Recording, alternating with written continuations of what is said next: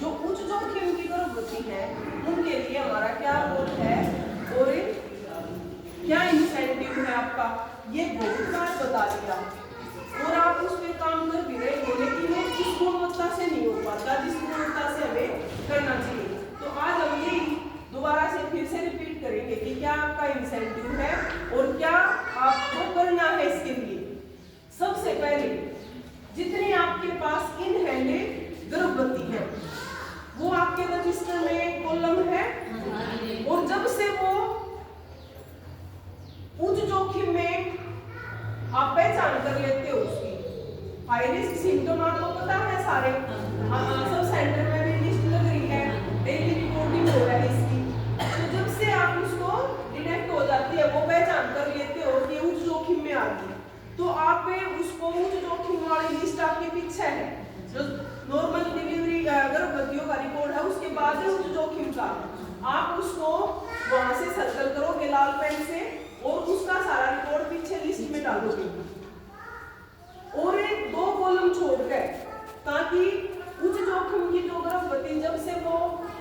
पहचान कर ली जाती है उसके 4 तो नॉर्मल चेकअप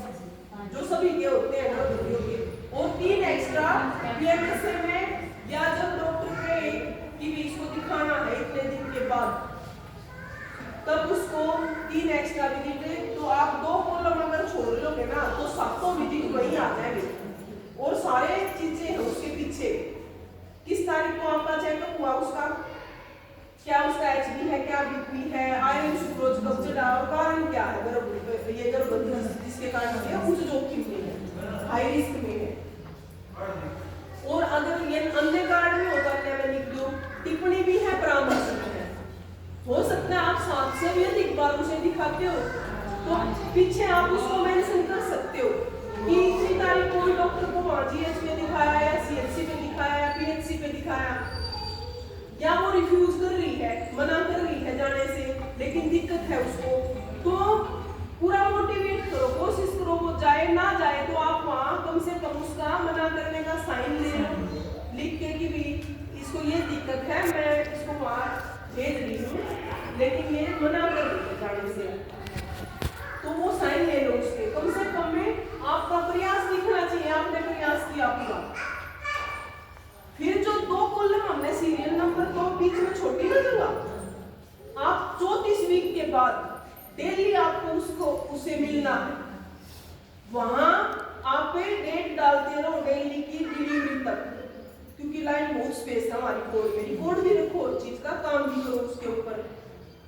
अगर काम करोगे तभी तो रिकॉर्ड रख पाओगे। हाँ जी। मकसद क्या है कि कोई भी माँ की मृत्यु नहीं होनी चाहिए। अगर किसी पहले से उसको बच्चा है या अब बच्चा हो जाए और माँ मर जाए तो संसार ही खत्म हो जाए। माँ के बिना कोई संसार नहीं होता, उस बच्चे का तो पैदा होते ही खत्म हो गया या छोटा सा है उसका, तो इसलिए हम इतना प्रयास करें कि किसी माँ या बच्चे की मौत ना हो, उसके लिए इतने एफर्ट करें, गवर्नमेंट भी कर रही है, इसीलिए आपके इंसेंटिव अलग अलग निर्धारित किए हैं। तो जब भी आप 34 वीक के पास डेली जाए वहां रिकॉर्ड मेंशन कर ले और एक बार साइन ले ले उसके, खुदा ना खास्ता कुछ हो जाती है दिक्कत तो कम से कम आप अपने आप को भी दिखा सकते हो कि इसके ऊपर हमें बिल्कुल कंटिन्यू इसको देख ले। ये तो होगा रिकॉर्ड की बात। फिर उसकी डिलीवरी हो जाती है, डिलीवरी की डेट डाल दो, स्पेस है उस रजिस्टर में पीछे।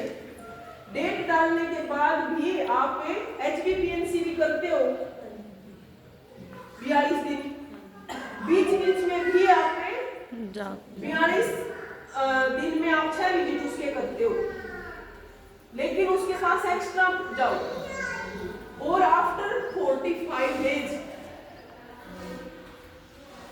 उसको तो अपनी ANM जी को CHO भी है वहाँ पे HWC में, और डॉक्टर को एक बार विजिट जरूर करवा लो कि वो बच्चा सुरक्षित है।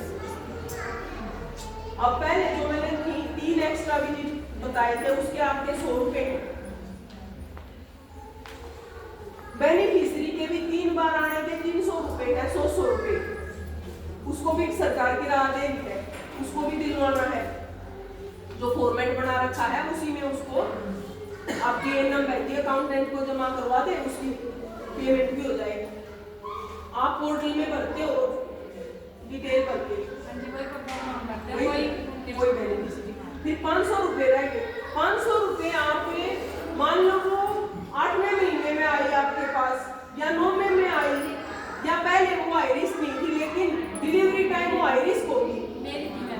हो जाता है ना, डिलीवरी टाइम भी हो जाता है, बीपीआई हो गया, तो आप 45 दिन तक उसका देखभाल करोगे। उसके 500 रुपए,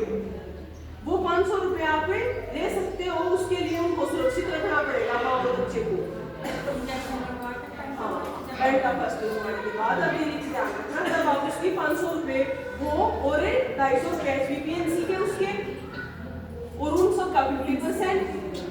तो 2 पेमेंट तो हाई रिस्क के लिए ये होगी कि 100 रुपए एक्स्ट्रा विजिट करवाने के और 500 रुपए आफ्टर 45 डेज अगर दोनों सुरक्षित है तो। इसके बाद भी एक पेमेंट इन दोनों से अलग है, वो क्या है कि ये आप एचबीपीएनसी करने जाते हो, नॉर्मल थी गर्भवती, पहले बच्चा होने के बाद भी नॉर्मल नहीं थी, लेकिन आप तीसरे विजिट में गए, उसको कोई दौरे आने की या पेटों में बहुत ऐसे में दर्द है या अतिरिक्त रक्तस्राव है या बुखार इतना ज्यादा है, कोई भी हाई रिस्क सिम्टम उसमें दिखाई देता है और आप उसको रेफर करते, वो हाई रिस्क में आइडेंटिफाई हो जाती है, एनम को बताएं, आप उसके सूचना देने के 250 रुपए है और प्लस 50% उसका 375 रुपए वो। तो जब हम एचबीपीएनसी क्वालिटी से करेंगे, गुणवत्ता से, माँ का भी बच्चे का, तभी तो पहचान पाएंगे। तो हम माँ को कम में तो देखते हैं, जब भी मैं जितना भी आपका देखती हूँ ना, तो मोस्टली आप माँ का देखभाल जब करते हो तो किसी का तो आप बुखार नहीं नापते, किसी से आप पूछते नहीं कि कितने पैड यूज करे हैं, चक्कर तो नहीं आ रहे, दौरे नहीं आ रहे, खाना किस टाइम खावा है, तो वो चीजें देखनी पड़ेगी। अगर आप पहचान कर लेते हो तो गवर्नमेंट उसके भी आपको 250 प्लस 50% आपको स्टेट का मिलता है। इस चीज को समझ भी लो और इसकी गुणवत्तापूर्वक काम करो,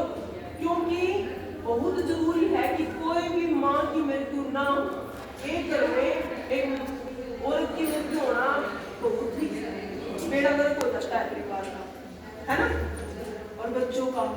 और अगर हमारे